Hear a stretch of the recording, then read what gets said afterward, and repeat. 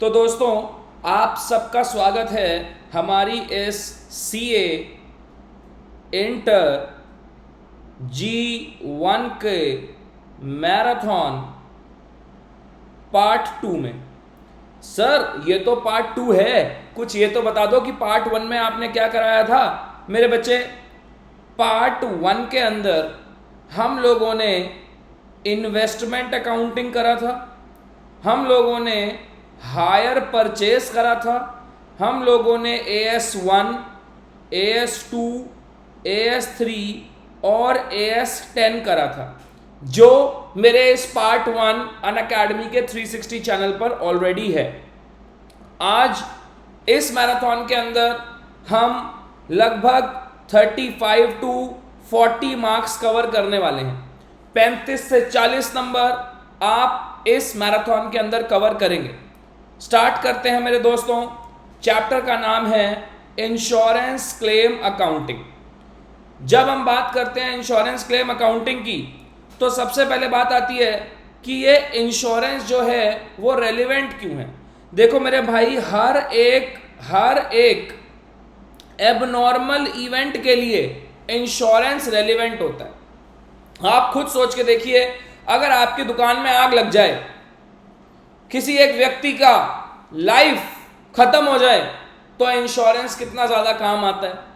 इसीलिए इंश्योरेंस हमेशा abnormal events के लिए ही रेलिवेंट रहेगा।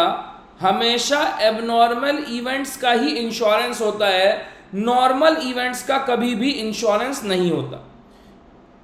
लाइफ इंश्योरेंस एक्चुअली में एक अश्योरेंस होता है।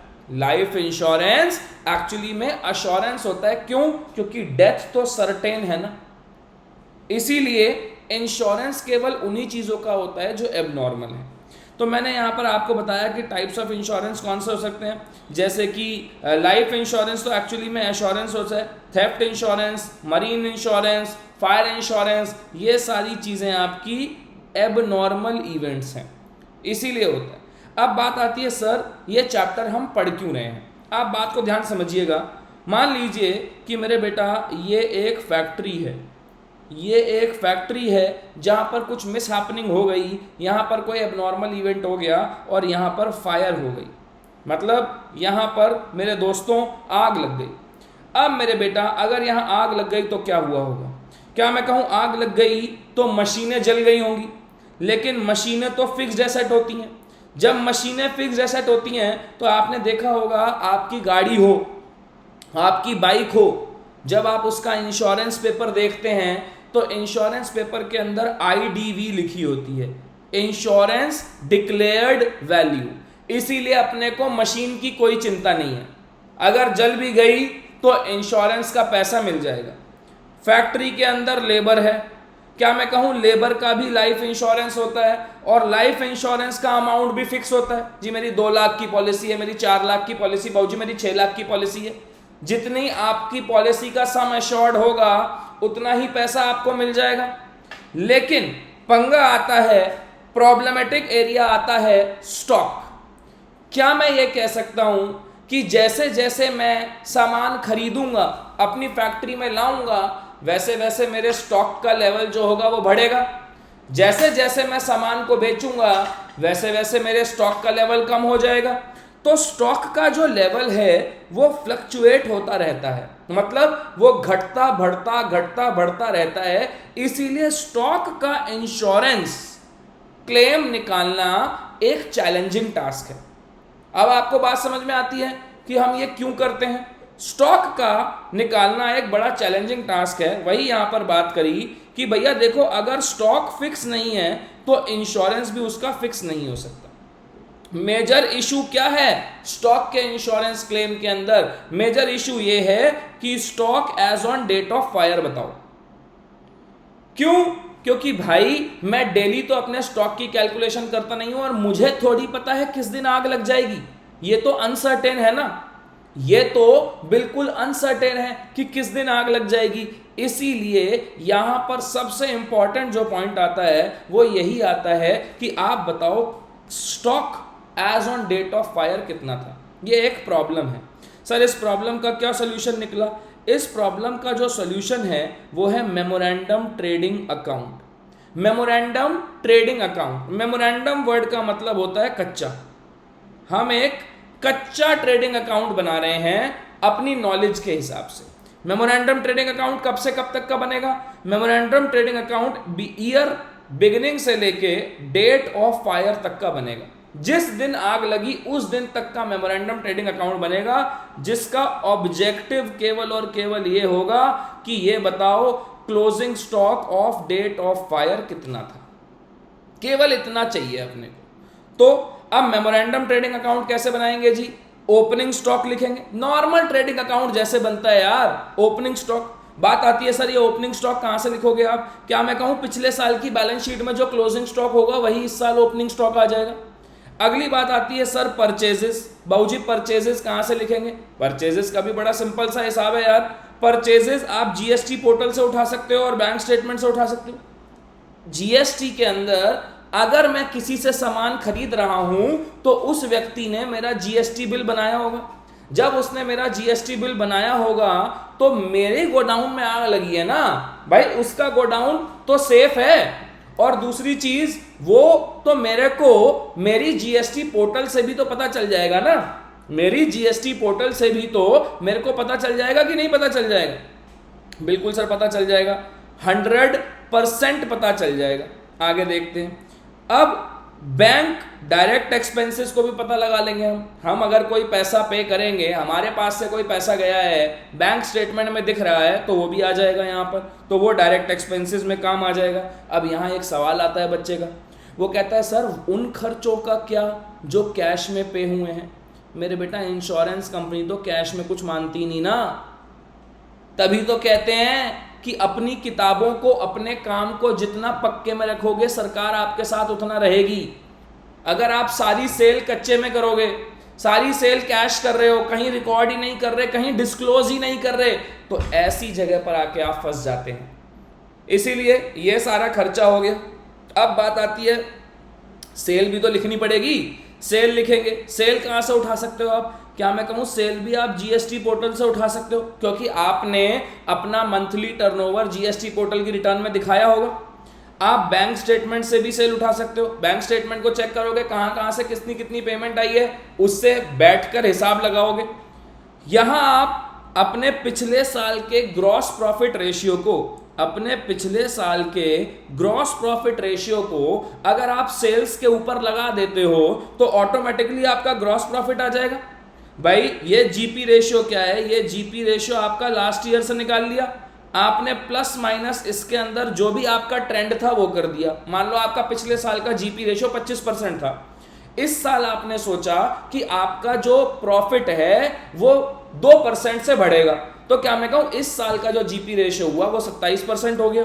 तो आप इस साल की डेट ऑफ फायर तक की सेल्स का जो भी हुआ होगा उतनों पर आपने जीपी रेशियो निकाल दिया और आपका यहां पर ग्रॉस प्रॉफिट आ गया। तो अपने आप ही जो बैलेंसिंग फिगर निकल के आएगी वही होगा आपका closing stock as on date of fire. आती है इतनी बात समझ में? वही होगा आपका closing stock as on date of fire. आगे बात करते हैं। सर इंश्योरेंस तो क्लोजिंग स्टॉक का थोड़ी है, इंश्योरेंस तो लॉस ऑफ स्टॉक का है ना। तो अगली बात आई कि क्लोजिंग स्टॉक से लॉस ऑफ स्टॉक कैसे निकालेंगे। हमने क्लोजिंग स्टॉक निकाल लिया as on date of fire. Sir ये कैसे निकाला? ये हमने क्या मैं कहूं निकाला होगा मेमोरेंडम ट्रेडिंग अकाउंट से। मेमोरेंडम ट्रेडिंग अकाउंट से मैंने closing stock as on date of fire निकाल लिया। अब भैया उस क्लोजिंग स्टॉक में से मैंने लेस करा सैल्वेज वैल्यू। मान लो बिल्कुल खराब हो चुका है सामान, कुछ नहीं बचा स्टॉक में, अरे तब भी तो कबाड़ में कुछ ना कुछ तो मिलेगा। तो वो सैल्वेज वैल्यू लेस करने के बाद जो वैल्यू बच के आएगी उसे बोलेंगे लॉस ऑफ स्टॉक। आती है बात समझ में? उसको बोलेंगे loss of stock which I will be submitting in the insurance company. इस लॉस ऑफ स्टॉक का मैं क्लेम लूंगा। अब बात आई कि सर कौन सी ऐसी बातें हैं जो मत भूलना, मत भूलना। क्या? If there are any errors in the books, मान लीजिए आपने किताबें बनाते टाइम कोई गलती करी थी, then before calculating the value of stock such errors are required to be rectified. ये वाली जो एरर, जो भी गलतियां आपने करी हैं भैया उनको सुधार लीजिए। Such errors are required to be rectified. For example, आपने फर्नीचर परचेज किया लेकिन आपने उस फर्नीचर को नॉर्मल परचेज में डाल दिया, तो जब आपने उसे नॉर्मल परचेज में डाल दिया तो आपके मेमोरेंडम ट्रेडिंग अकाउंट की परचेजेस बढ़ के आ रही होगी। अगर यहां से ये परचेजेस बढ़ के आ रही होगी तो अपने आप ही आपका स्टॉक भर के आ रहा होगा। हमें वो करना ही नहीं है, ये गलत कर दिया हमने, इसीलिए मुझको वो परचेजेस में से फर्नीचर का स्टॉक कम करना पड़ेगा, मेरे को परचेजेस को रेक्टिफाई करना पड़ेगा। एक और दूसरा एग्जांपल, मैंने कहा गुड्स आपने परचेज किए, गुड्स आपको रिसीव भी हो गए। कई बार ऐसा होता है ना कि सामान आ जाता है, बिल आया नहीं, अगले दिन आएगा। मान लीजिए आपको 4 अप्रैल को गुड्स आ गए, लेकिन आपका जो बिल आया 5 अप्रैल को, लेकिन 4 अप्रैल की ही नाइट में फायर, आग लग गई। तो क्या मैं कहूं कि भैया बिल ही नहीं आया था, केवल माल तो आ गया था, तो आपको जो माल जला है उसमें वो वाला माल भी तो है ना जो आपने रिकॉर्ड नहीं करा, क्योंकि जब बिल आता आप अकाउंटिंग एंट्री तो तभी पास करते, जब बिल आता अकाउंटिंग एंट्री तो तभी पास करते।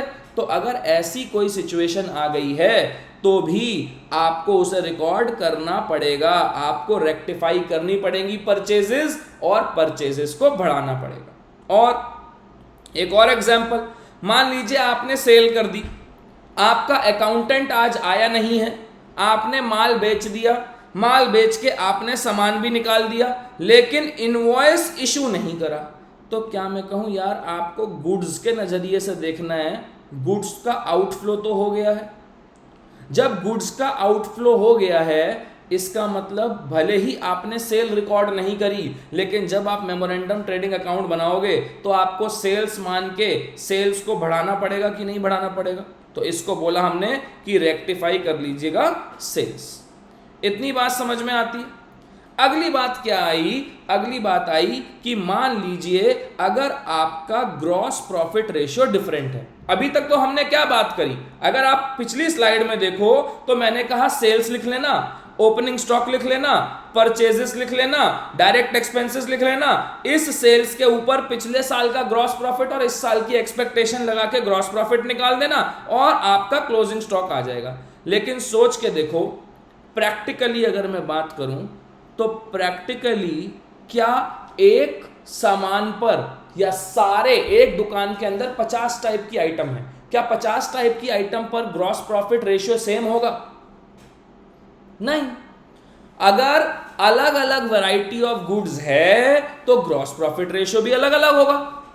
लेकिन अगर दुकान में आग लग गई तो क्या आग ये देख के लगेगी या ये समझा के लगेगी कि अरे ये तो 25% वाली आइटम है इसे छोड़ दो और जो 40% वाली आइटम है उसको जलाओ? ऐसे थोड़ी होता है यार। क्या मैं कहूं जो मैंने सामान सेल करा है वो अलग अलग प्रॉफिट रेशियो का है, लेकिन जला तो सब मिक्स करके जल गया। तो अब आपको क्या करना पड़ेगा कि अगर आपके पास में ऐसे सामान हैं जिनका प्रॉफिट परसेंटेज डिफरेंट है तो आपको उनको डिफरेंटली ही ट्रीट करना पड़ेगा। मैंने यहां पर 2 शब्द बोल दिए, नॉर्मल और एबनॉर्मल।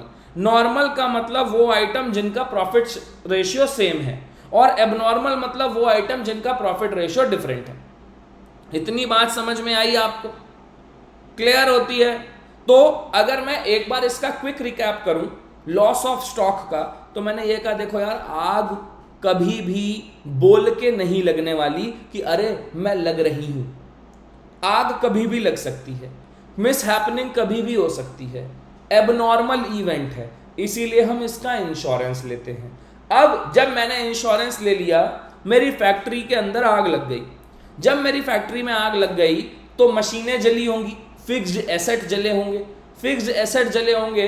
अगर मैंने उनका इंश्योरेंस करा रखा है तो मुझे IDV इंश्योरेंस डिक्लेयर्ड वैल्यू मिलेगी। लोग अनफॉर्चुनेटली डेथ हो गई तो मेरे को उनका लाइफ इंश्योरेंस उनकी फैमिलीज को देने के लिए मिलेगा। लेकिन स्टॉक का क्या, स्टॉक का लेवल तो बढ़ता रहता है, घटता रहता है, बढ़ता रहता है, घटता रहता है। तो अब ऐसे केस में क्या करें? ऐसे केस के लिए सबसे इंपॉर्टेंट चीज थी उस दिन का, जिस दिन आग लगी उस दिन का क्लोजिंग स्टॉक निकालना। उसके लिए बच्चों मैंने किस चीज की हेल्प करी, जल्दी बताइए।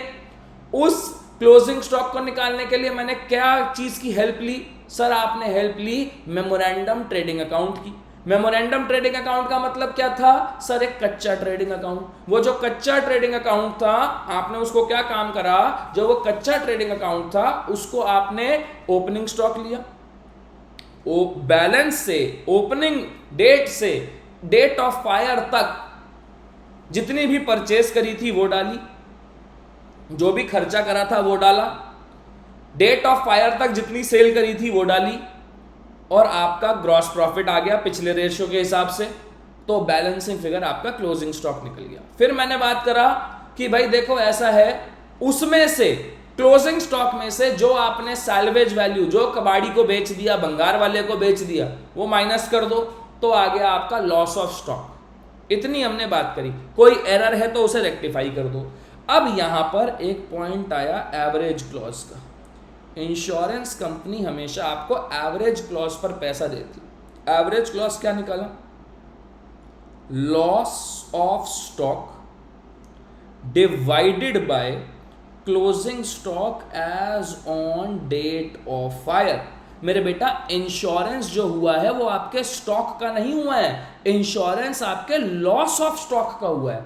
अब आप बात समझिए, मान लीजिए कि यहां पर मेरा क्लोजिंग स्टॉक आया 1 लाख, मेरा जो क्लोजिंग स्टॉक आया as on date of fire वो आया 1 लाख, लेकिन उसमें से 5,000 रुपया मेरे को मिल गया सैल्वेज का, तो मेरा लॉस ऑफ स्टॉक तो 95,000 हुआ ना।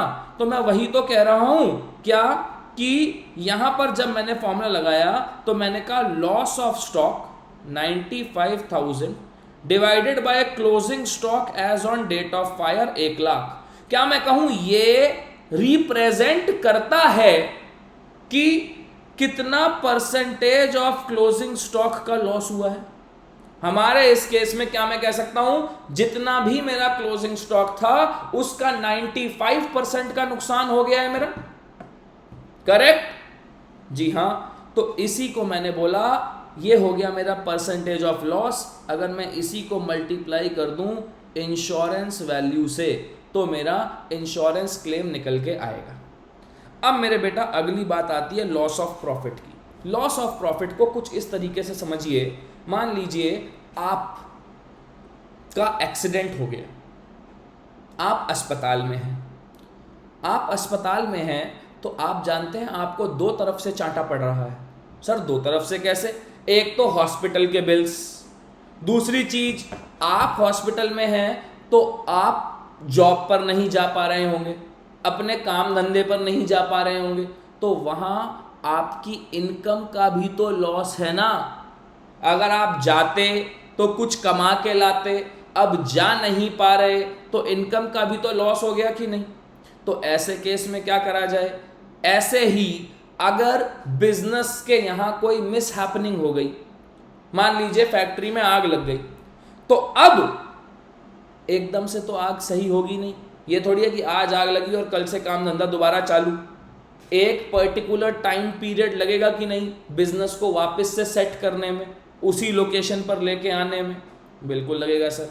तो उस लोकेशन, उस पोजीशन में लाने के लिए टाइम लगेगा जिसके अंदर मेरे नॉर्मल बिजनेस एक्टिविटीज नहीं हो पाएंगी। मेरी नॉर्मल बिजनेस एक्टिविटीज उस लेवल पर नहीं पहुंच पाएंगी जिस लेवल पर मैं आग से पहले काम करता था। जब मेरी एक्टिविटी ही उस लेवल पर नहीं पहुंच पाएंगी तो ये बात तो कंफर्म है कि मेरे को लॉस होगा, और वो लॉस मेरे काम धंधे का लॉस है। काम धंधा करता तो प्रॉफिट कमाता, इसीलिए यहां पर आया लॉस ऑफ प्रॉफिट।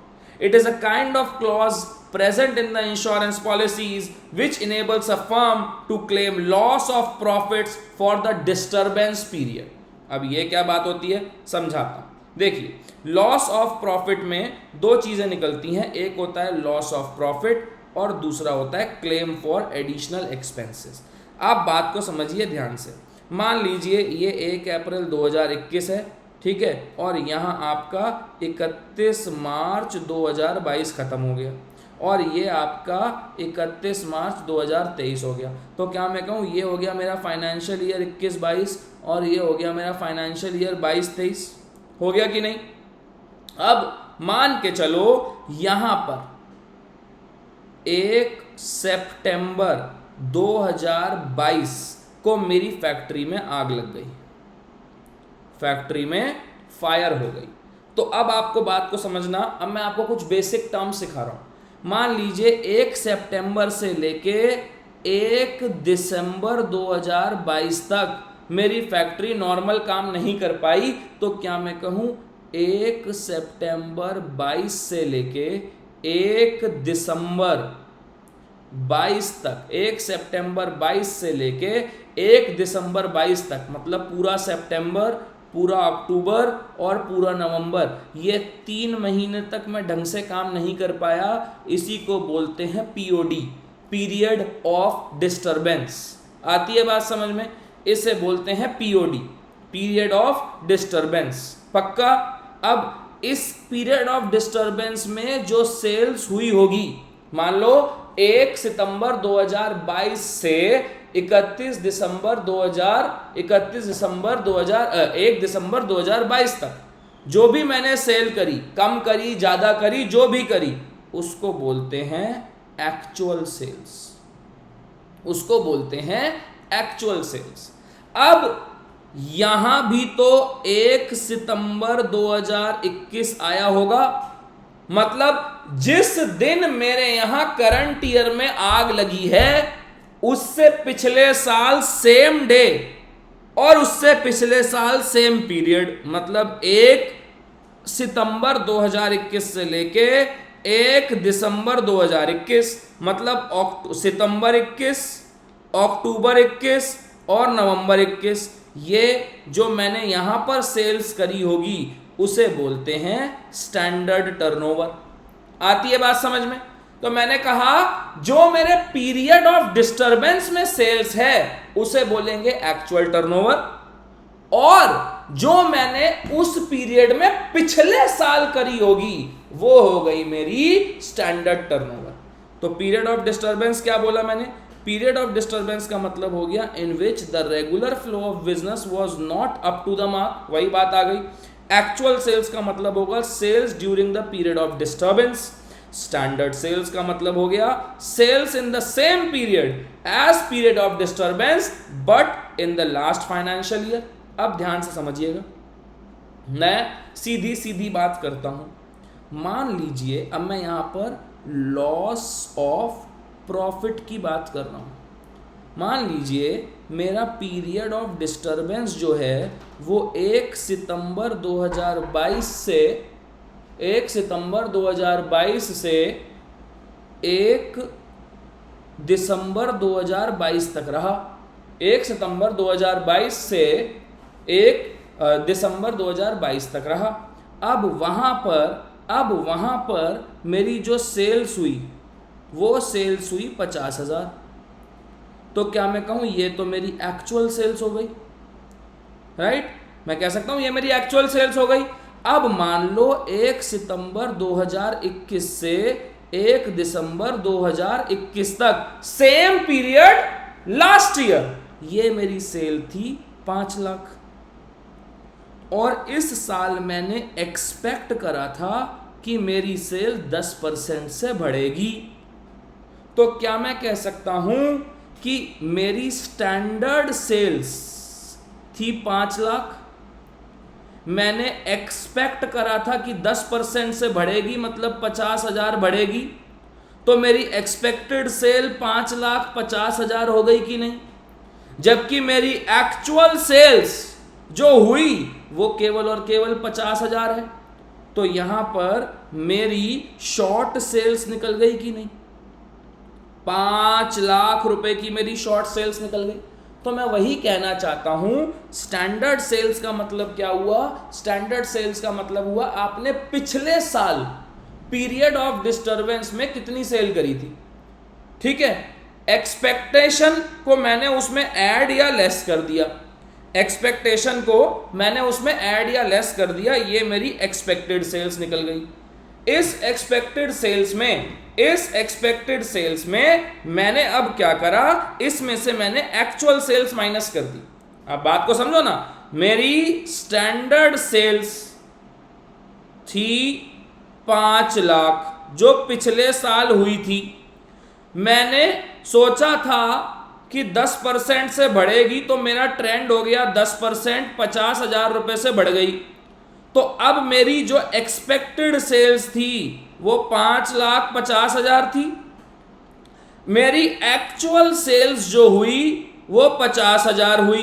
तो क्या मैं कहूं, मेरी तो शॉर्ट सेल्स 5 लाख रुपए इस इंश्योरेंस, या आप ये कह लो इस आग की वजह से मेरा काम धंधा बंद हुआ, तो मेरी 5 लाख की शॉर्ट सेल्स हो गई कि नहीं।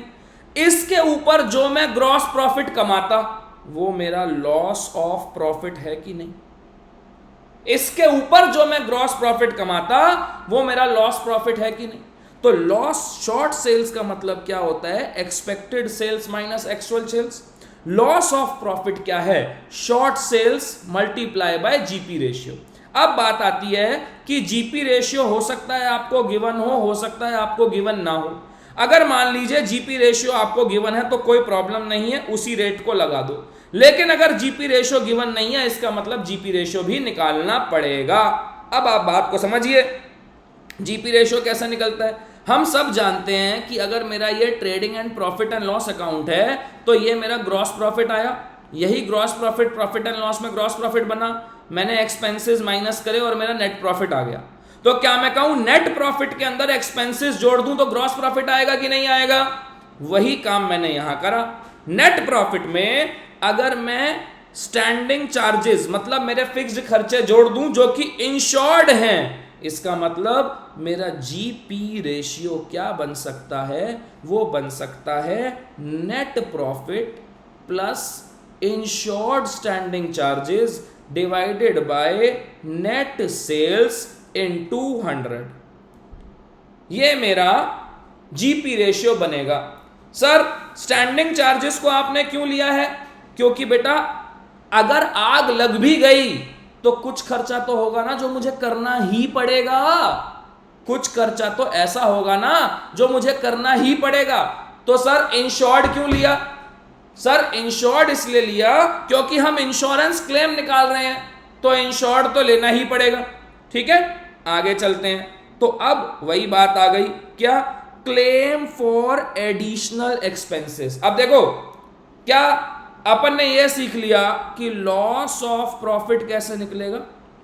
लॉस ऑफ प्रॉफिट निकलता है short sales into GP ratio, ये हमने निकाल दिया। अब हम अगली बात कर रहे हैं क्लेम फॉर एडिशनल एक्सपेंसेस की। सर ये क्लेम फॉर एडिशनल एक्सपेंसेस होता क्या है। भैया मेरी फैक्ट्री में आग लगी, अब मेरे को टेम्परेरी शिफ्टिंग करनी पड़ेगी, टेम्परेरी फैक्ट्री में जाना पड़ेगा। क्या मैं कहूं मैं इस टेम्परेरी फैक्ट्री में इसलिए गया हूं क्योंकि मेरी मेन फैक्ट्री में आग लग गई है, इसका भी तो मुझे खर्चा करना पड़ेगा कि नहीं, बताओ ना। इसका खर्चा मेरे को फायर की वजह से ही तो करना पड़ रहा है ना, इसीलिए इस खर्चे का भी मैं क्लेम लूंगा। अब यहां पर एक बेसिक टर्म आई एनुअल टर्नओवर। ध्यान से बात को सुनना। मान लीजिए कि ये 1 अप्रैल 2021 से 31 मार्च 2022 आ गया, ठीक है, और इसके बाद यहां अगला साल चालू हो गया। ऐसा समझिए 1 अप्रैल 2021 से 31 मार्च 2022 और फिर 31 मार्च 2023। मान लीजिए यहां पर आग लगी, 15 अक्टूबर 2022 को आग लगी। तो एनुअल टर्नओवर का मतलब होता है, एनुअल टर्नओवर को लास्ट फाइनेंशियल ईयर का टर्नओवर मत समझ लेना। एनुअल टर्नओवर का मतलब होता है जिस दिन आग लगी उससे 12 महीने पहले तक का टर्नओवर, उससे पहले 12 महीने का टर्नओवर को कहते हैं एनुअल टर्नओवर। और एडजस्टेड एनुअल टर्नओवर क्या होता है, एडजस्टेड एनुअल टर्नओवर का मतलब होता है annual turnover plus minus trends. Claim for additional expenses, जो अभी हमने फैक्ट्री शिफ्ट करी तो उसका क्लेम मेरे को लोअर ऑफ द फॉलोइंग मिलेगा: actual additional expenses, gross profit on additional sales, या इसको मैं ये कह सकता हूं reduction in sales avoided multiply by GP ratio, और additional expenses multiply by adjusted annual turnover into GP ratio divided by adjusted annual turnover into GP ratio plus uninsured standing charges. इन तीनों में से जो लोअर होगा उसका आपको additional claim मिलेगा। तो आधे घंटे के अंदर हमने अपना ये रिवाइज कर लिया। चलो जी, अब चलते हैं अगले चैप्टर पर।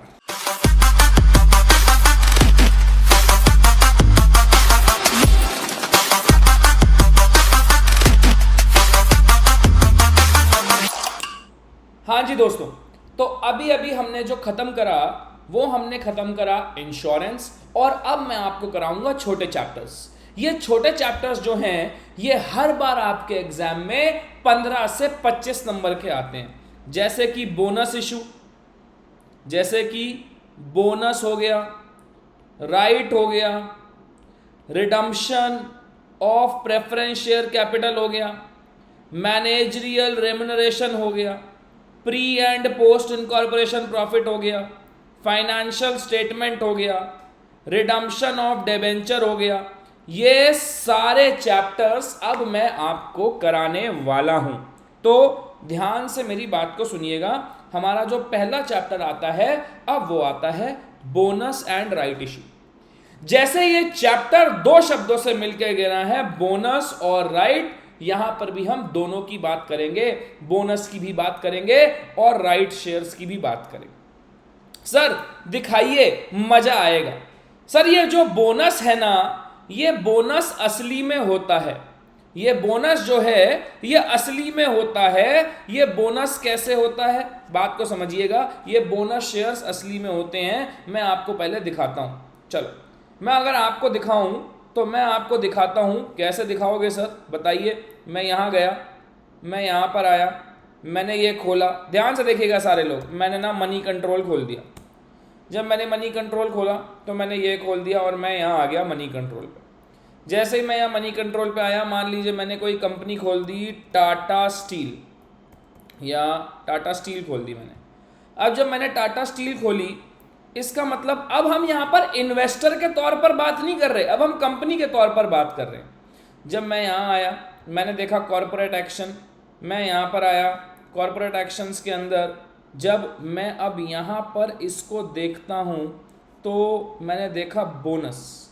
ध्यान से देखिए, क्या मैं कहूँ कंपनी ने आखिरी टाइम, टाटा स्टील ने आखिरी टाइम जो आपको बोनस दिए थे वो 11 अगस्त 2004 को दिए थे।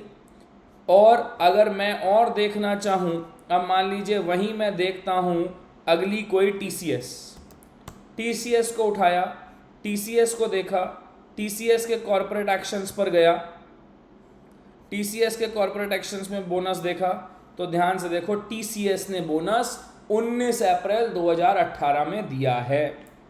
सर इसका कहने का मतलब क्या है मेरे बेटा?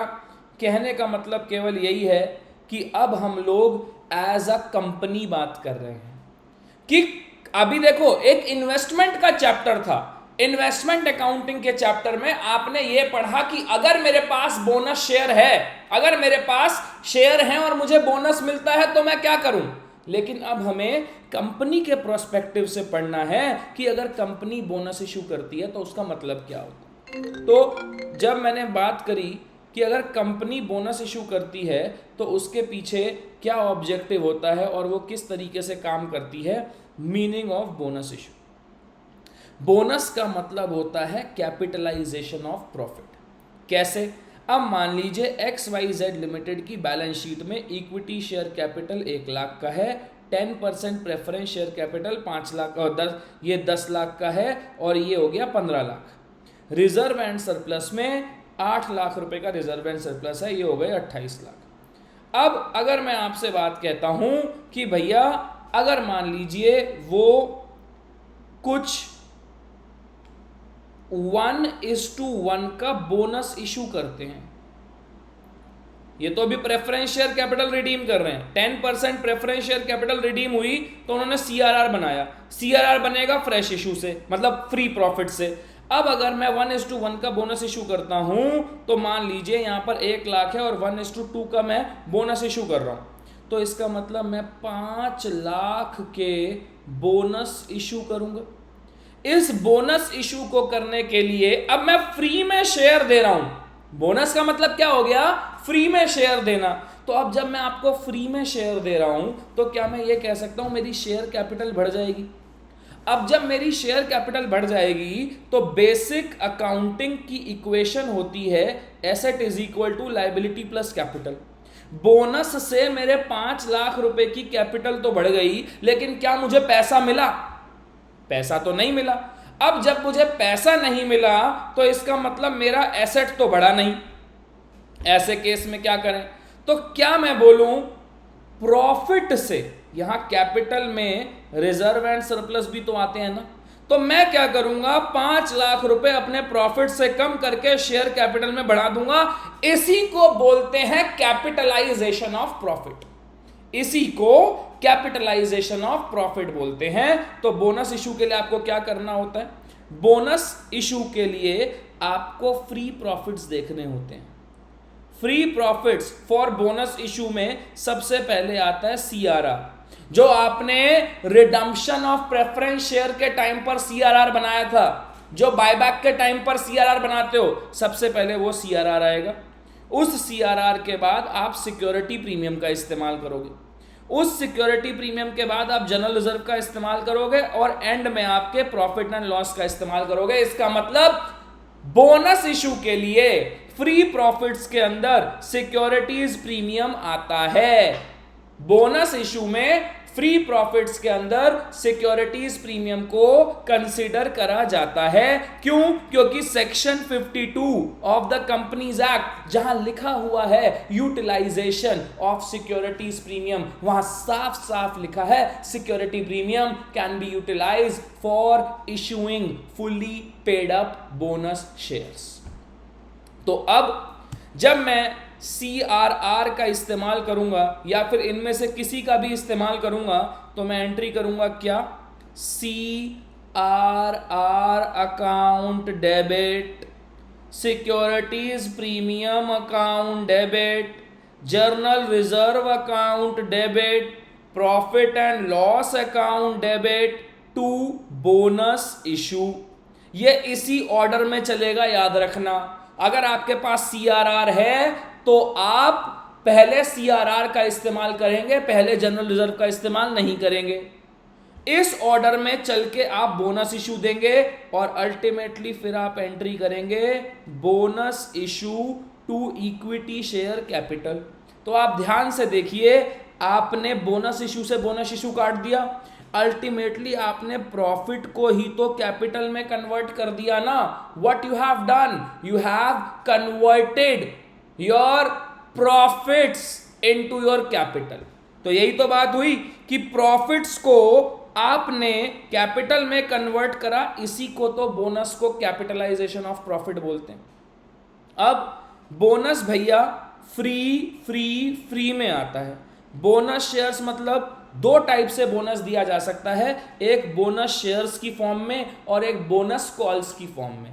बोनस शेयर्स की फॉर्म में मतलब एग्जिस्टिंग शेयर होल्डर्स को फ्री में शेयर्स दे दिए जाते हैं, जैसा मैंने आपको अभी दिखाया। TCS ने 2018 मतलब 5 साल पहले ही 1:1 में दिए हैं। और एक होता है बोनस कॉल। अब ये बोनस कॉल क्या होता है? मान लीजिए फेस वैल्यू जो है वो 10 रुपए है, कॉल्ड अप 8 रुपए है। इसका मतलब कंपनी ने अभी शेयर होल्डर्स से 8 रुपए 2 रुपया लेना है। कंपनी कॉल करती है equity share final call account debit to equity share capital account 2 रुपए, लेकिन पैसे लेती नहीं, फ्री रिजर्व से उसे यूटिलाइज कर देती है। तो अभी भी तो जहां शेयर कैपिटल पहले 8 रुपए की थी, अब वहां शेयर कैपिटल 10 रुपए की हो जाएगी कि नहीं हो जाएगी?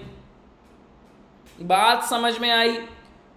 तो बोनस के भी दो टाइप होते हैं, या तो बोनस आपको शेयर्स की फॉर्म में मिल सकता है या फिर बोनस आपको बोनस कॉल्स की फॉर्म में मिल सकता है।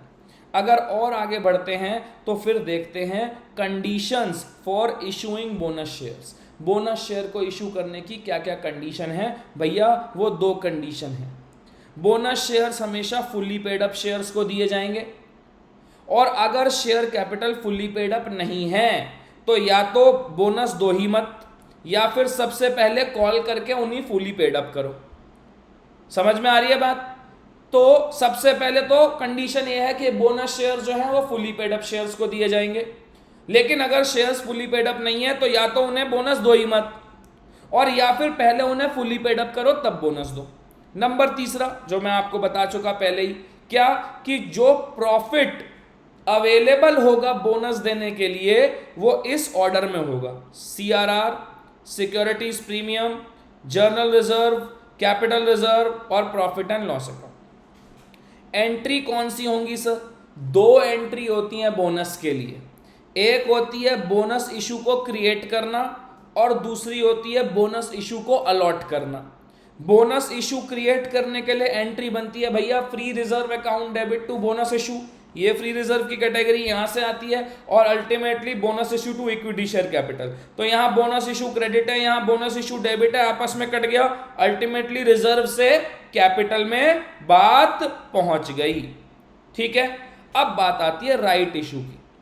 देखो भैया, राइट इशू गवर्न होता है 61 ऑफ द कंपनीज एक्ट। ध्यान से समझिएगा, शेयर कैपिटल दो टाइप से इशू हो सकती है। इनिशियल पब्लिक ऑफर, जो कंपनी पहली बार शेयर इशू करती है, उसके बाद अगर कंपनी दोबारा शेयर इशू करती है तो वो होता है फर्दर पब्लिक ऑफर या फिर follow up public offer. Right share, अब आप बात को समझिए, जब भी कंपनी नई शेयर इशू करेगी तो प्रॉब्लम क्या है कंपनी के साथ? कंपनी को प्रोस्पेक्टस निकालना पड़ेगा, कंपनी को खर्चा करना पड़ेगा, कंपनी को अंडरराइटिंग कमीशन देनी पड़ेगी। तो कंपनी क्या कहती है? अपने एग्जिस्टिंग शेयर होल्डर से बोलती है, अरे मेरे को पैसा चाहिए, मैं शेयर इशू कर रही हूं, क्या तुम मेरे शेयर खरीदोगे? शेयर होल्डर कहता है अच्छा कितने में दोगे? कंपनी कहती है देखो मार्केट में तो इतने रुपए का है, हम तुम्हें कम में दे देंगे।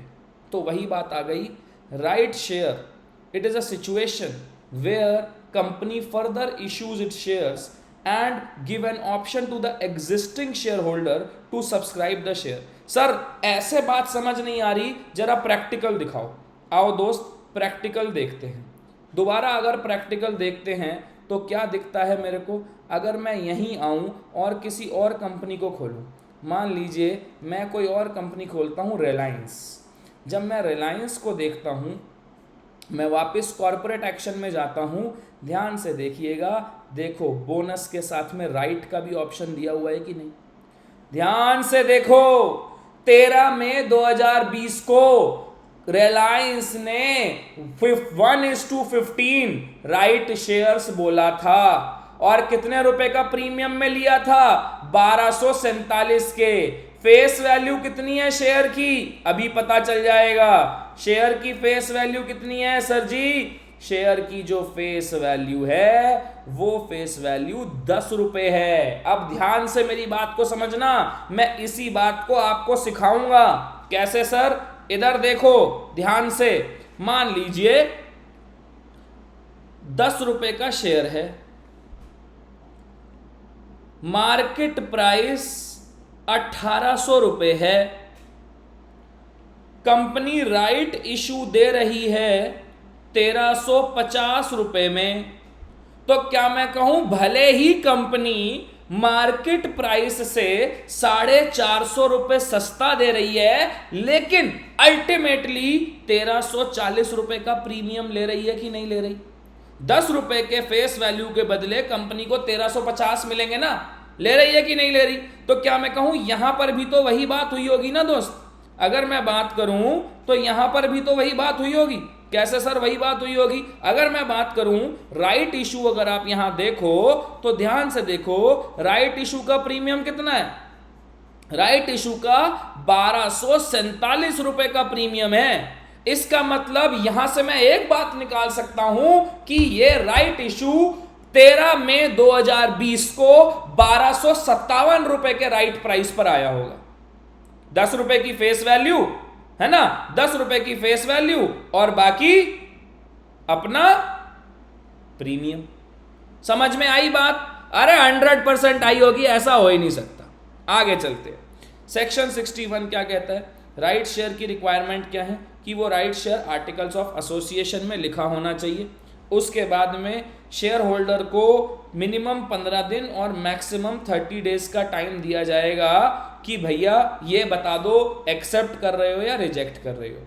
वैल्यू ऑफ राइट, ये चीज हमने इन्वेस्टमेंट अकाउंटिंग में पहले ही पढ़ी थी।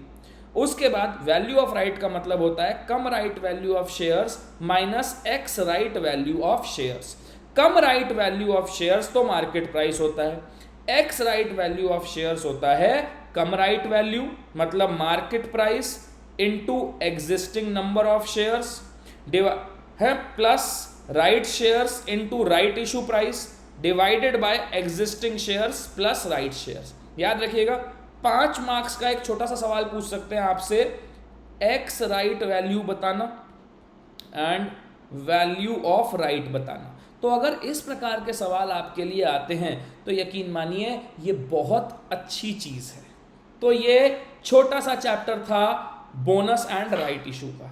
आगे बढ़ते हैं, अगला चैप्टर आता है redemption of preference share capital. जब मैं बात करता हूं redemption of preference share capital की तो आप बात को समझिए ये चैप्टर हम पढ़ क्यों रहे हैं। प्रेफरेंस शेयर कैपिटल जब कंपनी इशू करती है पब्लिक को, तो पब्लिक कंपनी को मनी पे करती है, कंपनी उस पैसे को यूज करती है और कंपनी की बैलेंस शीट में लायबिलिटीज में प्रेफरेंस शेयर कैपिटल खड़ी हो जाती है। अब मैक्सिमम 20 ईयर्स के लिए ही कंपनी प्रेफरेंस शेयर इशू कर सकती है। 20 ईयर्स के बाद कंपनी को पे बैक करना पड़ेगा पब्लिक को। इसी को रिडम्पशन बोलते हैं, इसी को रिडम्पशन बोलते हैं और यहां पर यूज होता है section 55 of the companies act. Section 55 of the companies act कहता है भैया ऐसा है, आप बाहर वालों अपने घर वालों को पैसा दे रहे हो तो बाहर वालों का ट्रस्ट बनाने के लिए एक चीज को फॉलो कर लो, CRR। CRR का मतलब ऑब्जेक्टिव क्या है कि शेयर होल्डर फंड को इंटैक्ट रखो, सेम रखो। मान लीजिए ये बैलेंस शीट है, इक्विटी शेयर कैपिटल 10 लाख है, प्रेफरेंस शेयर कैपिटल 5 लाख है और रिजर्व एंड सरप्लस यहां पर 3 लाख है। लेट्स से 3 लाख रुपए का प्रेफरेंस शेयर कैपिटल रिडीम हो रहा है तो अब तो शेयर कैपिटल 12 लाख ही रह जाएगी, बट उसमें से 1 लाख रुपए की शेयर कैपिटल इशू भी हो रही है। तो अगर आप पोजीशन को देखो भैया, कंपनी ने अपने 3 लाख रुपए बाहर दे दिए वापस, जिन जिन से लिए थे अपने लोगों से मतलब शेयर होल्डर से लिए थे, और 1 लाख रुपए इशू कर लिए। तो कंपनी की कैपिटल की अगर मैं बात करूं तो पहले कंपनी की कैपिटल जो थी वो 10 लाख थी इक्विटी कैपिटल, और प्रेफरेंस कैपिटल 5 लाख थी। 10 लाख प्लस 5 लाख 15 लाख थी। इसमें से कंपनी 3 लाख रुपए रिडीम कर रही है लेकिन 1 लाख इशू कर रही है, तो 13 लाख अभी भी है कि नहीं? तो पुरानी कैपिटल से कितना फर्क आ गया? क्या मैं कहूं पुरानी कैपिटल में अभी भी 2 लाख का फर्क है कि नहीं? उसी का तो CRR बनता है। क्या? CRR is equal to nominal value of preference share capital to be redeem minus fresh issue of capital. Fresh issue of capital, यहां पर fresh issue of capital word लिखा है, यहां पर कहीं भी मैंने फ्रेश इशू ऑफ डिबेंचर्स नहीं लिखा। क्या? सेक्शन 55 की पॉइंट्स क्या बोलता है? वो कहता है भैया सुनो, केवल और केवल fully paid up preference share ही रिडीम हो सकते हैं, partly paid up preference share redeem नहीं होंगे। अगर आपको partly paid up preference share भी रिडीम करने हैं तो सबसे पहले उनको कन्वर्ट करिए फुली पेड अप में। अगला पॉइंट कहता है CRR बनेगा, इतने रुपए का ही CRR बनेगा, लेकिन CRR कैसे बनेगा? फ्री रिजर्व से बनेगा। अब ध्यान से सुनना, यहां पर एक बड़ी इंपॉर्टेंट चीज आती है। क्या? अभी हमने बोनस पढ़ा मेरे बेटा, फ्री रिजर्व्स का अलग अलग सेक्शन में अलग अलग मतलब है। बोनस इशू के लिए फ्री रिजर्व में सिक्योरिटी प्रीमियम भी इंक्लूड होता है, लेकिन प्रेफरेंस शेयर कैपिटल की रिडम्पशन के लिए फ्री रिजर्व में सिक्योरिटीज प्रीमियम इंक्लूड नहीं होता। फ्री रिजर्व्स में सिक्योरिटीज प्रीमियम इंक्लूड नहीं होता। इसका मतलब फ्री रिजर्व में क्या क्या आएगा? फ्री रिजर्व के अंदर आपका जनरल रिजर्व आएगा, फ्री रिजर्व में आपका जनरल रिजर्व आएगा, जनरल रिजर्व के अलावा फ्री रिजर्व में आपका जनरल रिजर्व आएगा, जनरल रिजर्व के अलावा आपका प्रॉफिट एंड लॉस अकाउंट आएगा। कोई भी ऐसा रिजर्व जो डिविडेंड देने के लिए काम आ जाए वो फ्री रिजर्व होगा। मैंने बात करी fresh issue of capital, CRR के अंदर क्या लेस होना चाहिए? Fresh issue of capital. और जो वो फ्रेश इशू ऑफ कैपिटल है, इक्विटी शेयर कैपिटल इशू हो रही है तो कंसीडर करी जाएगी, प्रेफरेंस शेयर कैपिटल इशू हो रही है तो कंसीडर करी जाएगी, लेकिन अगर फ्रेश इशू के अंदर डिबेंचर्स आ रहा है तो कंसीडर नहीं करा जाएगा। अच्छा सर, सिक्योरिटीज प्रीमियम क्यों यूज नहीं होता फ्री रिजर्व के लिए? Section 55 uses of securities premium में ये कहीं पर मेंशन नहीं है कि securities premium can be utilise for redemption of preference share capital. ठीक है, डिस्काउंट, अब ध्यान से सुनिएगा, मैंने बात करी CRR is equal to nominal value minus fresh issue. तो ये जो फ्रेश इशू है, अगर ये फ्रेश इशू डिस्काउंट पर हुआ है तो हमें डिस्काउंट को भी कंसीडर करना है, लेकिन अगर ये प्रीमियम पर हुआ है तो प्रीमियम को कंसीडर नहीं करना। उसके पीछे बड़ा सिंपल सा लॉजिक है। क्या मैं कहूं, अगर 100 रुपए वाला शेयर मैंने 110 में इशू करा है तो 10 रुपए तो सिक्योरिटीज प्रीमियम के हो गए ना। जैसे ही सिक्योरिटीज प्रीमियम के हो गए, सेक्शन 52 लग गया, और जैसे ही सेक्शन 52 लग गया तो सेक्शन 52 ने तो हमें बोल दी दिया है कि redemption of preference share capital के लिए इसको इस्तेमाल नहीं कर सकते। समझ रहे हो कि नहीं? अब यहां पर एग्जाम्पल भी दिए मैंने। मान लीजिए प्रेफरेंस शेयर कैपिटल 1 लाख रुपए की रिडीम होनी है, इक्विटी शेयर कैपिटल जो इशू हो रही है उसकी फेस वैल्यू 50,000 है, लेकिन इशू प्राइस 48,000 है। तो क्या मैं कहूं, क्योंकि शेयर्स 2,000 के डिस्काउंट पर इशू हुए हैं, कंसीडर करो डिस्काउंट को, और nominal value minus fresh issue में डिस्काउंटेड प्राइस लो 48,000। इसका मतलब आपको 52,000 का CRR बनाना है। लेकिन वहीं अगर इक्विटी शेयर कैपिटल 50 वाली 52 में इशू हुई होती, मतलब 2,000 रुपए का हो गया सिक्योरिटीज प्रीमियम, तो इस सिक्योरिटीज प्रीमियम को इग्नोर कर देते और अब CRR में फ्रेश इशू केवल 50,000 आता और 50,000 रुपए का CRR बनता। अब बात करते हैं अकाउंटिंग एंट्रीज की। याद रखिएगा, बोनस राइट या रिडम्पशन ऑफ प्रेफरेंस शेयर, दोनों में से एक सवाल आपके एग्जाम में पक्का आने वाला है। अब बात करते हैं सर, अब जब यहाँ पर बात करी कि अकाउंटिंग एंट्रीज में क्या होगा, तो सबसे पहले हमने बात करी for making payment to preference share holder due. जब मेरे को इन लोगों को पैसा ड्यू करना है तो मैंने क्या एंट्री करी, percentage of preference share holder या percentage of preference share capital account debit, premium on redemption of preference share capital account debit to preference share holder. Preference share holder को क्रेडिट क्यों करा, क्योंकि अब प्रेफरेंस शेयर कैपिटल खत्म होकर preference share holder मेरी liability बन गई है। अगर मैंने कोई इन्वेस्टमेंट बेचा तो एंट्री करी होगी bank account debit, profit and loss account debit in case of loss, to investment, to profit and loss account in case of profit. अब मैंने CRR बनाया, जल्दी जल्दी बोलो CRR का फॉर्मूला क्या होता है? CRR होता है nominal value minus fresh issue, nominal value minus fresh issue, तो ये हो गया free reserve account debit to CRR। फिर मैंने प्रेफरेंस शेयर होल्डर को पेमेंट कर दी, preference share holder account debit to bank, और इसके बाद मैंने सिक्योरिटीज प्रीमियम से redemption of preference share capital का जो प्रीमियम है उसको सेट ऑफ करा, तो securities premium account debit to premium on redemption of preference share capital. अब यहाँ भाई एक बड़ा इंपॉर्टेंट नोट आता है, ध्यान से समझना। आपका ICAI, हमारा ICAI आजकल ये बोलता है, इसी सॉल्यूशन को दो तरीके से देता है, दोनों में ऑप्शन देता है। अगर कंपनीज के ऊपर सेक्शन 133 लग रहा है तो securities premium, premium on redemption of preference share आपस में सेट ऑफ नहीं होंगे, और ये सिक्योरिटीज और ये जो premium on redemption of preference share capital है ये प्रॉफिट एंड लॉस अकाउंट या जर्नल रिजर्व के साथ यूटिलाइज होगा। लेकिन अगर सेक्शन 133 नहीं लगता है तो यही अप्रोच फॉलो होगी।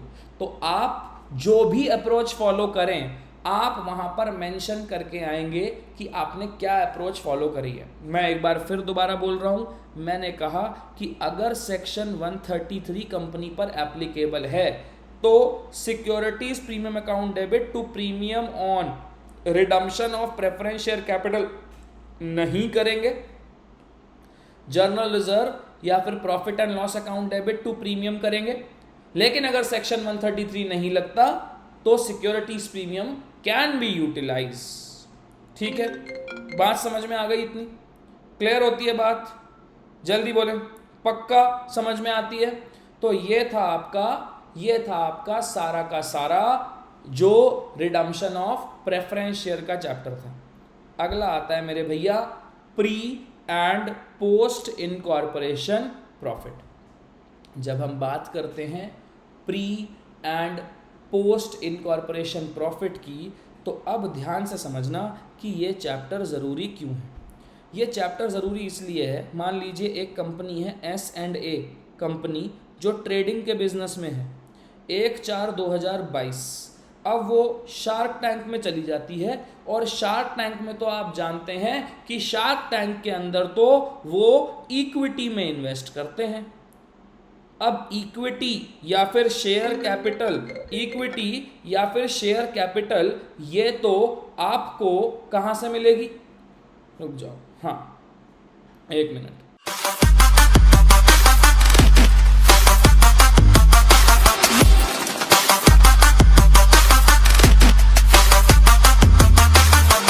हाँ जी दोस्तों, तो अब जो हम चैप्टर चालू करते हैं उस चैप्टर का नाम है pre and post incorporation profit. अब बात आती है कि सर ये चैप्टर ज़रूरी क्यों है।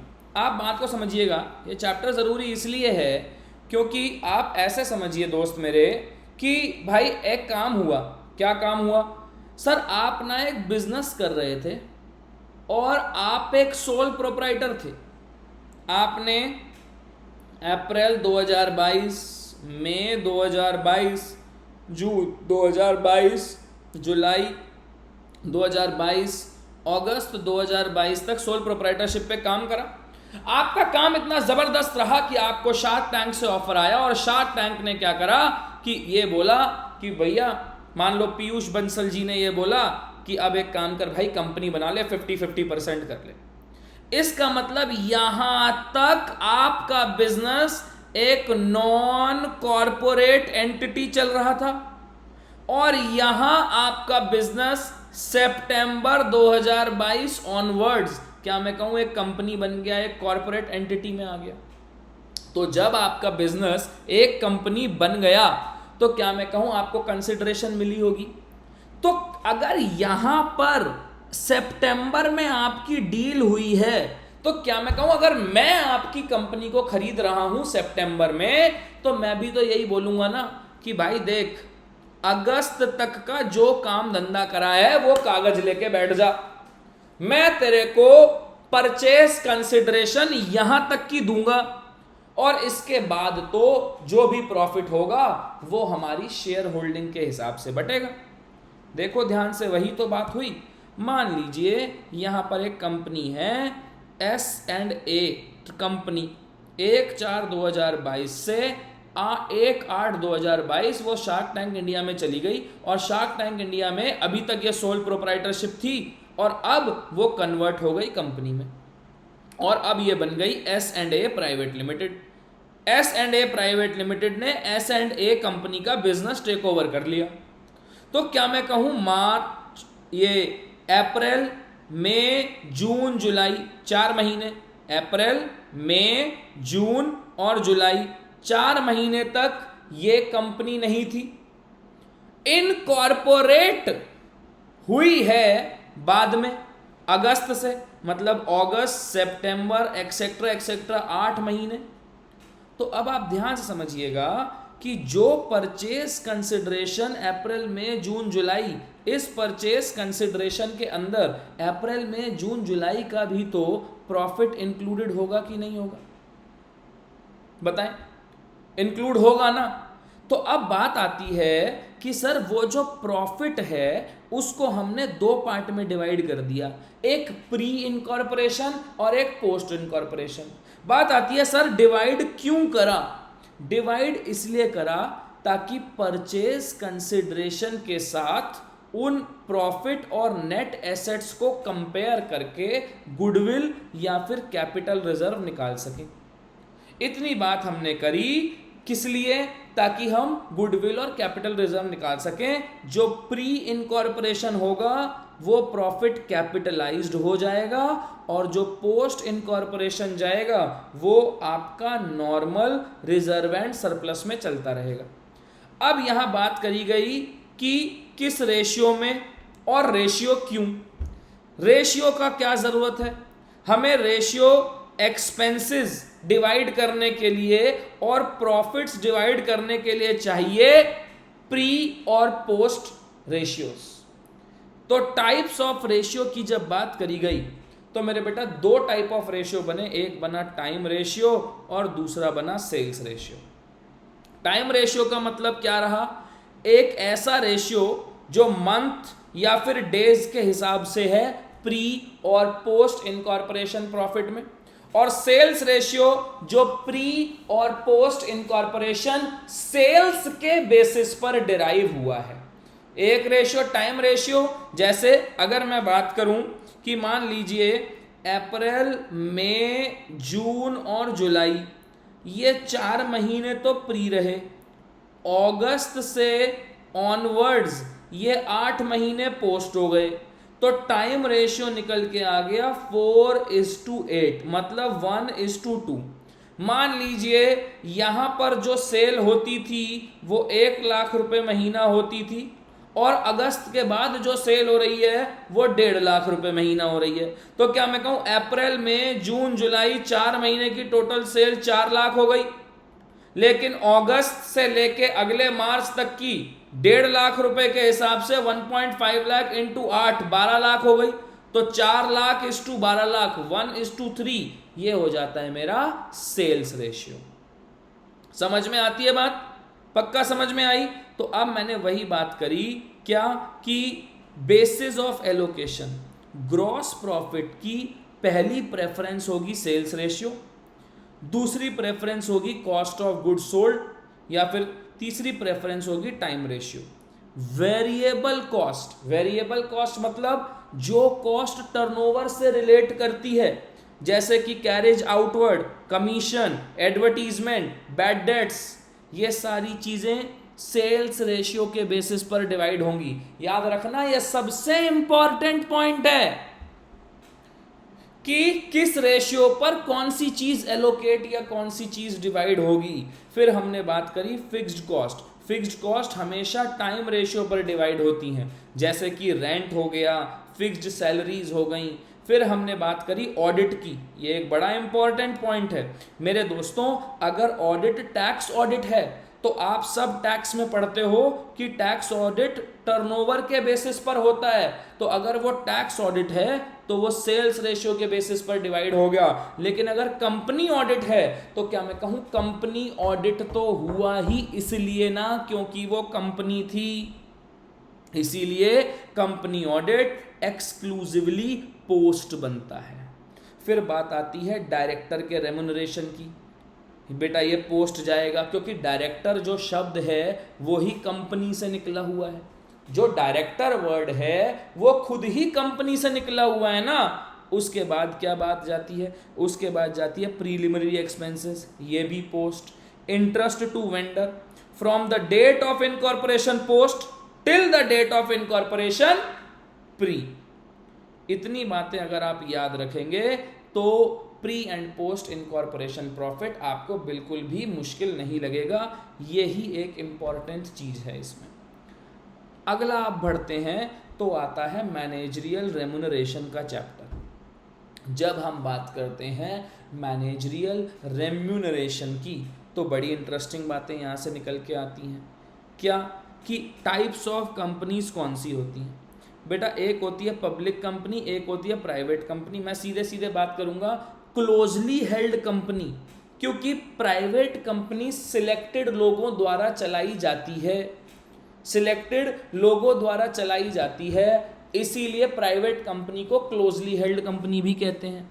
पब्लिक कंपनी के अंदर बहुत सारे स्टेक होल्डर्स होते हैं, बहुत सारे शेयर होल्डर्स होते हैं, इसलिए उसे वाइडली हेल्ड कंपनी भी कहते हैं। मेंबर ऑफ कंपनी, एक मेंबर का क्या राइट है? एक मेंबर का राइट फाइनेंशियल स्टेटमेंट देखने का है, बुक्स ऑफ अकाउंट्स देखने का नहीं है। अब मेरी बात को ध्यान से समझना मेरे बेटा, आप खुद सोचो, रिलायंस जैसी कंपनी, टाटा जैसी कंपनी, किसी भी पब्लिक कंपनी के अंदर पैसा लोगों का लगा हुआ है।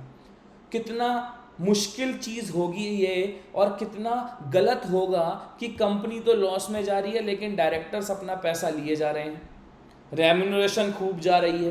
तो क्या मैं कहूँ, मेंबर का बुक्स ऑफ अकाउंट्स इंस्पेक्ट करने का तो कोई राइट ही नहीं है।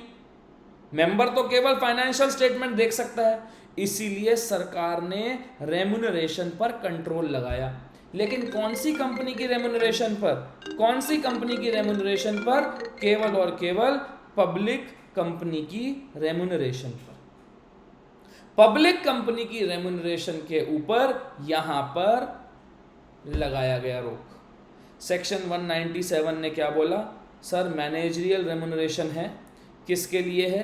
पब्लिक कंपनीज के लिए। अगर पब्लिक कंपनीज का एडिक्वेट प्रॉफिट है, मतलब public companies sufficient profit earn कर रही हैं, तो total managerial remuneration 11% of net profit से एक्सीड नहीं करेगा।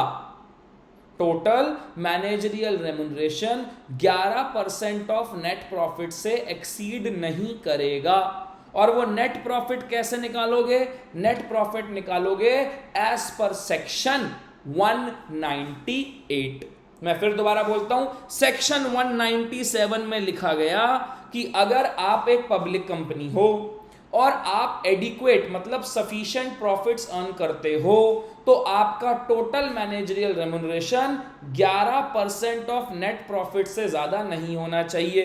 टोटल का मतलब सबको, बोर्ड ऑफ डायरेक्टर के अंदर सब, मैनेजिंग डायरेक्टर, इंडिपेंडेंट डायरेक्टर वगैरह वगैरह सब मिला के 11% ऑफ नेट प्रॉफिट से ज्यादा नहीं होना चाहिए। और वो नेट प्रॉफिट सेक्शन 198 के अकॉर्डिंग कैलकुलेट होंगे।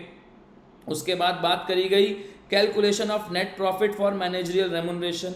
अब यहां बोला गया अगर कंपनी के पास केवल एक ही एमडी, अगर केवल एक ही एमडी या होल टाइम डायरेक्टर या मैनेजर है, तो maximum managerial remuneration 5% of net profit से ज्यादा नहीं जानी चाहिए। लेकिन अगर कंपनी के पास मोर देन 1 एमडी या होल टाइम डायरेक्टर या मैनेजर है, तो ऑल टुगेदर 10% से ज्यादा एक्सीड नहीं करनी चाहिए।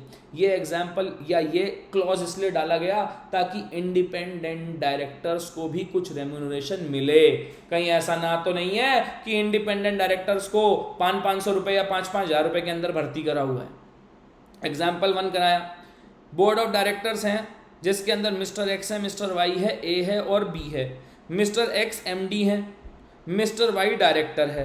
तो क्योंकि एक ही एमडी है तो इसको केवल 5% मैक्सिमम मिल सकता है और बाकी सबको मिला के 11% मिलेगा। अगर एक होल टाइम डायरेक्टर है, बी मैनेजिंग डायरेक्टर है, सी मैनेजिंग डायरेक्टर है, तो इन तीनों को मिला के भी मैक्सिमम 10% मिलेगा और सबको मिला के मैक्सिमम 11% मिलेगा। अगर एडिक्वेट प्रॉफिट नहीं है तो, अभी तक तो हमने क्या बात करी कि अगर कंपनी के पास एडिक्वेट प्रॉफिट है तो कंपनी मैनेजरियल रेम्यूनरेशन देगी on the basis of profits. लेकिन अगर कंपनी के पास एडिक्वेट प्रॉफिट नहीं है या फिर वो कंपनी लॉसेस में है, तो ऐसे केस में मैनेजरियल रेम्यूनरेशन जो दी जाएगी वो इफेक्टिव कैपिटल के बेसिस पर दी जाएगी। जब हमने बात करी इफेक्टिव कैपिटल, तो अगर आपकी कंपनी की इफेक्टिव कैपिटल नेगेटिव है या 5 करोड़ तक है तो आपकी मैक्सिमम मैनेजरियल रेमुनरेशन 60 लाख होगी। 5 करोड़ से 10 करोड़ 84 लाख, 100 करोड़ से 250 करोड़, ध्यान से देखिएगा, ठीक है, 120 लाख, और 250 करोड़ प्लस से 120 lakh plus 0.01% of effective capital. Effective capital कैसे निकलेगी? इफेक्टिव कैपिटल निकालने के लिए शेयर कैपिटल के अंदर आप ऐड करोगे reserve and surplus. Reserve and surplus के अंदर रीवैल्यूएशन रिजर्व्स नहीं आएंगे। मैं फिर बता रहा हूं, रिजर्व एंड सरप्लस में रीवैल्यूएशन रिजर्व्स नहीं आएंगे। समझ रहे हो? रीवैल्यूएशन रिजर्व्स नहीं आएंगे। जी सर समझ गए। आगे की बात बताइए। अब इतना अगर कर लिया आपने तो उसके बाद क्या बात होती है? उसके बाद आती है मेरे बेटा लॉन्ग टर्म लोन्स। जितने भी आपके लॉन्ग टर्म लोन्स हैं वो सारे के सारे यहाँ पर कंसिडर हो जाएंगे। लेस करेंगे इसमें से इन्वेस्टमेंट। अगर वो कंपनी इन्वेस्टमेंट कंपनी है तो इन्वेस्टमेंट को लेस नहीं करा जाएगा। मतलब अगर कोई कंपनी नॉन इन्वेस्टमेंट कंपनी है तो इन्वेस्टमेंट लेस करेंगे, लेकिन अगर कोई कंपनी नॉन इन्वेस्टमेंट कंपनी नहीं है, ध्यान से समझ लेना क्या बोला मैंने, दोबारा सुन लो एक बार। मैंने बोला, पहले इधर देख लो भाई, मैंने कहा देखो भैया अगर आपकी नेगेटिव नेटवर्थ है और 5 करोड़ तक है तो आपको 60 लाख, अगर 5 करोड़ से 100 करोड़ तक है तो 84 लाख, अगर 100 करोड़ से 250 करोड़ है तो 120 लाख, और 250 करोड़ प्लस है तो ये। इसके बाद मैंने कहा इफेक्टिव कैपिटल कैसे निकलेगी? रिजर्व शेयर कैपिटल में रिजर्व एंड सरप्लस जोड़ देना, लेकिन उस रिजर्व एंड सरप्लस में रिवैल्यूएशन रिजर्व नहीं होने चाहिए, लॉन्ग टर्म लोन जोड़ देना। अब अगर आपकी कंपनी इन्वेस्टमेंट कंपनी है तो यही आपकी इफेक्टिव कैपिटल है, लेकिन अगर आपकी कंपनी इन्वेस्टमेंट कंपनी नहीं है तो यहां से इन्वेस्टमेंट भी माइनस होंगे। फिर बात आती है सेक्शन 198 की। सेक्शन 198 की रेलेवेंस कहां से आई? आपको याद है हमने अभी करा था 197 के अंदर, अगर आपके पास सफिशिएंट प्रॉफिट्स हैं तो 198 में जो प्रॉफिट निकलेगा उसका मैक्सिमम 11% मैनेजरियल रेम्युनरेशन होगा। तो अब 198 में जो प्रॉफिट निकलेगा वो कैसे? नॉर्मल कैलकुलेशन करिए और उसके अंदर कुछ आइटम्स को डेबिट या क्रेडिट कर दीजिए। पॉइंट्स टू कंसिडर, कौन कौन से क्रेडिट नहीं लिए जाएंगे? प्रॉफिट फ्रॉम फॉरफिटेड शेयर्स नहीं लिया जाएगा, profit by the way of premium नहीं लिया जाएगा, प्रॉफिट ऑफ कैपिटल नेचर नहीं लिया जाएगा, profit from sale of immovable property नहीं लिया जाएगा, any change in the carrying amount नहीं लिया जाएगा। ठीक है, कौन कौन सी आइटम वर्किंग चार्जेस लेस होंगे, रेम्युनरेशन लेस होगी, बोनस चार्जेस लेस होंगे, taxes, interest on debenture, repair, depreciation का पॉइंट याद रखना, डेप्रीसिएशन शेड्यूल 2 वाली लेस होगी, डेप्रीसिएशन शेड्यूल 2 वाली लेस होगी, इस बात को याद रखना यहां पर। ठीक है, डेप्रीसिएशन जो लेस होगी वो कौन सी लेस होगी सर? जो शेड्यूल 2 के हिसाब से आ रही है वो वाली डेप्रीसिएशन यहां से लेस होगी। ठीक है, आगे चलो, आगे की बात करते हैं। तो अब जो मेरा चैप्टर आता है वो आता है फाइनेंशियल स्टेटमेंट ऑफ कंपनीज। जब हम फाइनेंशियल स्टेटमेंट ऑफ कंपनीज की बात करते हैं तो सबसे पहले यहाँ पर जो सेक्शन आता है वो आता है सेक्शन 128 और सेक्शन 129। सेक्शन 128 बात करता है बुक्स ऑफ अकाउंट्स की। वो कहता है every company must maintain books of accounts on double entry book keeping plus on accrual basis. और सेक्शन 129 बात करता है फाइनेंशियल स्टेटमेंट की, और फाइनेंशियल स्टेटमेंट होती हैं 5 component: balance sheet, statement of profit and loss, notes to accounts, cash flow statement and statement of changes in equity. मैं फिर दोबारा आपको बात बोल रहा हूं कि bonus plus right, pre and post incorporation profit, redemption of preference share capital, managerial remuneration, financial statement, redemption of debentures. याद रखिएगा ये 25 से 30 मार्क्स का आपके एग्जाम में आएगा ही आएगा। अब अगर मैं बात करूं ध्यान से, स्मॉल कंपनीज की यहाँ पर आपको डेफिनेशन दी गई। अब बारी आती है एलिमिनेशन या एलिमेंट्स ऑफ फाइनेंशियल स्टेटमेंट। सबसे पहले बात आती है बैलेंस शीट की। बैलेंस शीट में सबसे पहले आता है equity and liability. Equity and liability में आता है share holder fund. Share holder fund मतलब जो कंपनी ने कैपिटल के बदले इशू करे हैं। शेयर कैपिटल आएगी, रिजर्व एंड सरप्लस आएगा, money received against share warrant आता है। Money received against share warrant. Share warrant क्या चीज़ होती है? शेयर वारंट ना एक बियरर डॉक्यूमेंट होती है। बियरर डॉक्यूमेंट का मतलब क्या होता है? बियरर डॉक्यूमेंट वो होता है कि जिसके पास वो है उसी का समझ लीजिए। जैसे हमारे करेंसी नोट होते हैं, जिसके पास नोट है वही मालिक माना जाएगा ना, ठीक है। नॉन करंट लाइबिलिटीज आता है L do, long term borrowing, long term provision, deferred tax liability and other long term liabilities. Current liabilities आता है SS2, short term borrowings, short term provision, trade payables and other short term liabilities. Similarly जब मैं asset की बात करता हूं तो asset में सबसे पहले आता है non current asset. Non current asset में आता है fixed asset, tangible asset, intangible asset, capital work in progress. Sir ये कैपिटल वर्क इन प्रोग्रेस क्या चीज़ होती है? मेरे बेटा मान लीजिए आप अपनी फैक्ट्री के अंदर एक शेड बनवा रहे हो, 20 लाख रुपए का बनना है, 10 लाख रुपए लग चुके हैं और हाफ शेड बन चुका है। पूरा तो नहीं बनाना, लेकिन 10 लाख लग भी चुके हैं। अब इस 10 लाख को आप प्रॉफिट एंड लॉस अकाउंट के अंदर डेबिट तो करने नहीं वाले। इस 10 लाख को आप प्रॉफिट एंड लॉस अकाउंट में डेबिट तो करने नहीं वाले। तो आप इस 10 लाख को क्या करोगे? आप इस 10 लाख को कैपिटल वर्क इन प्रोग्रेस में दिखाओगे। कैपिटल वर्क इन प्रोग्रेस का मतलब होता है work in progress of tangible asset, और इनटेंजिबल एसेट अंडर डेवलपमेंट का मतलब होता है work in progress of intangible asset. Non current investment, deferred tax asset, long term loans and advances. Current assets को याद करने का सिंपल सा तरीका है commissioner of income tax central sample office, CITCSO। क्या बोला? Commissioner of income tax central sample office. C current investment, I inventories, T trade receivables, C cash and cash equivalent, total short term loans and advances and other short term. उसके बाद हमने यहां पर कुछ notes की बात करी कि नोट्स क्यों बनेंगे। जहां पर भी याद रखना, ये पॉइंट आपके प्रेजेंटेशन में बहुत काम आने वाला है, जहां पर भी एक से ज्यादा आइटम हो वहां आपको पहले नोट बनाना है और नोट बना के बैलेंस शीट में डिस्कस करना है।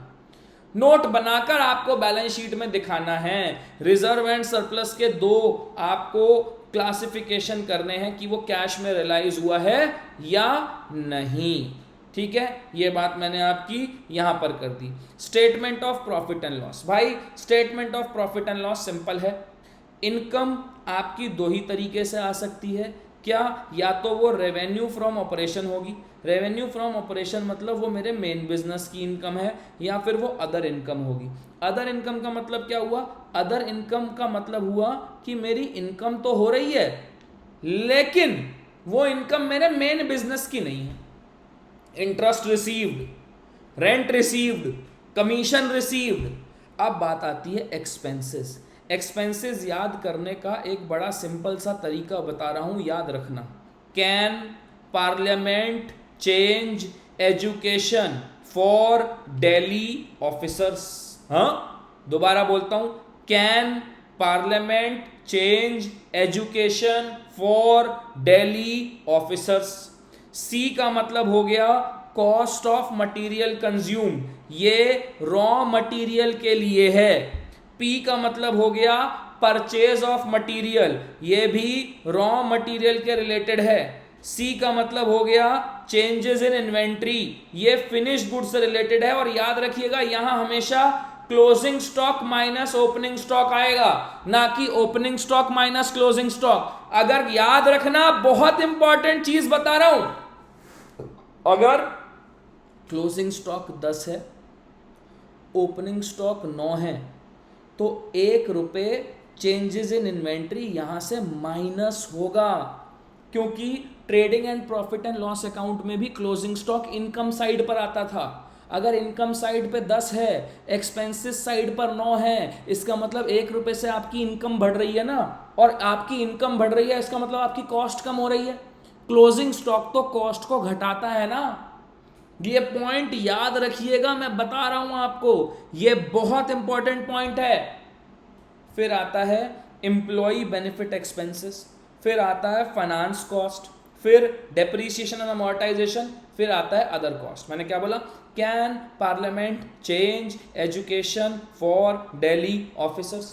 Can parliament change education for Delhi officers? Cost of material consumed, purchase of material, changes in inventory. Changes in inventory में क्या होगा? ओपनिंग माइनस क्लोजिंग या क्लोजिंग माइनस ओपनिंग?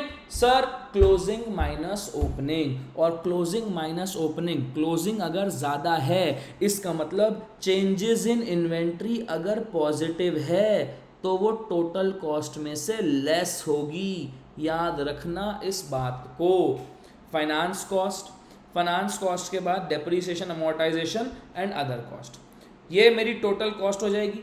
फिर आ जाएगा मेरा profit before extra ordinary item and taxes.